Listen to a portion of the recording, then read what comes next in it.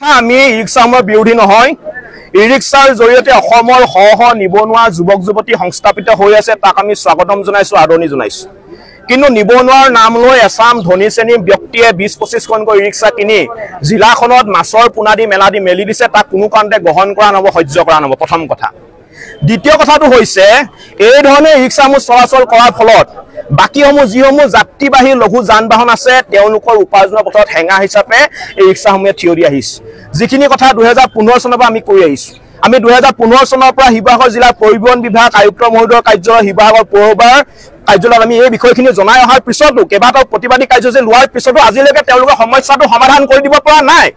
ইয়াৰ মূল কাৰণটো হৈছে যে শিৱসাগৰ জিলাখনত কাঠখোলাৰ দৰে গঢ়ি উঠা যিসমূহ বেটেৰী চালিত ৰিক্সাসমূহ ডিলাৰ আছে, এই ডিলাৰসমূহৰ লগত শিৱসাগৰ জিলাৰ পৰিবহণ বিষয়াৰ কিছুমান কৰ্মচাৰী, শিৱসাগৰ পৌৰসভাৰ কিছুমান কৰ্মচাৰী এক গোপন বুজাবুজি আছে, এটা হয়তো বৃহৎ অংকৰ ধনৰ লেনদেন হয়, যাৰ কাৰণে এওঁলোকে বাৰে বাৰে আমাৰ নিবনুৱা যুৱক যুৱতীসকলক প্ৰতাৰণা কৰি আহিছে, বিশ্বাসঘাতক কৰি আহিছে, ঠগবাজি কৰি আহিছে। আৰু সেইকাৰণে আজি আমি শিৱসাগৰ জিলাৰ পৰিবহণ বিষয়াৰ কাৰ্যালয়ৰ সন্মুখত আমি প্ৰায় ২০০০ বিক্ৰম আৰু মেজিকৰ মালিকে ইতিমধ্যে প্ৰতিবাদ কৰিবলৈ আহিছে।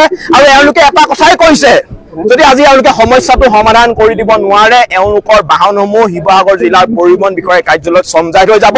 শিৱসাগৰ জিলাৰ পৰিবহণ বিষয়াগৰাকী আৰু অসমৰ মুখ্যমন্ত্ৰী মহোদয়ে এওঁলোকক এটা অন্য উপাৰ্জনৰ পথ বা সংস্থাপনৰ পথ এওঁলোকে ইতিমধ্যে দিব লাগিব, নহ'লে এওঁলোকে পৰিয়াল পোহপাল দিবলৈ কিন্তু জটিল হৈ পৰিছে। গতিকে আমাৰ কথা এইটোৱেই, প্ৰথম কথাটো হৈছে শিৱসাগৰ জিলাখনত অবৈধভাৱে গঢ়ি উঠা বেটেৰী চালিত ৰিক্সাসমূহ ডিলাৰসমূহ বন্ধ কৰিব লাগিব, প্ৰথম কথা।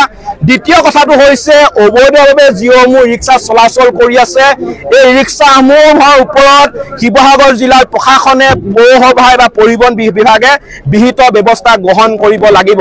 যেতিয়ালৈকে তেওঁলোকে বিহিত ব্যৱস্থা গ্ৰহণ নকৰে আমাৰ প্ৰতিবাদী কাৰ্যসূচী ধাৰাবাহিকভাৱে চলি থাকিব। ২০১৫ চনৰ পৰা এই বিষয়টোৰ সন্দৰ্ভত শিৱসাগৰ জিলাৰ পৌৰসভাৰ পৌৰপতি মহোদয়ক আমি অৱগত কৰি আহিছোঁ। কেইবাজনো ইতিমধ্যে পৌৰপতি সলনি হ'ল, আজিলৈকে সমস্যাটো সমাধান নহ'লে। মই কৈছোঁ যে কেৱল মাত্ৰ কেইটামান টকাৰ কাৰণে, কেৱল মাত্ৰ কেইটামান মোটা ধনৰ কাৰণে তেওঁলোকে বাৰে বাৰে নিবনুৱাখিনিক প্ৰতাৰণা কৰিছে। ইয়াত অকল আপোনাৰ বিক্ৰম মেজিকলৈ ক্ষতি হোৱা নাই, ইয়াত ই ৰিক্সাখিনিও ক্ষতি হৈছে। আজি ৰিক্সাখিনিও ক্ষতি হৈছে, কাৰণ ৰিক্সাখিনিয়ে নিবনুৱা ল'ৰাখিনিয়ে তেওঁলোকে নাজানে, কাগজ পত্ৰৰ কথা তেওঁলোকে নাজানে। ডিলাৰসমূহে তেওঁলোকক প্ৰলোভন দেখুৱাই এটা মোটাৰ ধন লৈছে, মোটাৰ ধন লৈ তেওঁলোকে এখন ই ৰিক্সা কিনি দিছে, যাৰ ফলত ৰিক্সা আৰু বিক্ৰম আৰু মেজিকসকলৰ মাজত দৈনিক সংঘাতৰ সৃষ্টি হৈছে। সকলোৱে কিন্তু উপাৰ্জনৰ পথত কিন্তু এতিয়া হেঙা হিচাপে এই বিষয়টোৱে থিয় দিছে। গতিকে এই বিষয়টো সমস্যাটো সমাধান কৰিবৰ কাৰণে আমি বাৰে বাৰে দাবী উত্থাপন কৰি আহিছোঁ।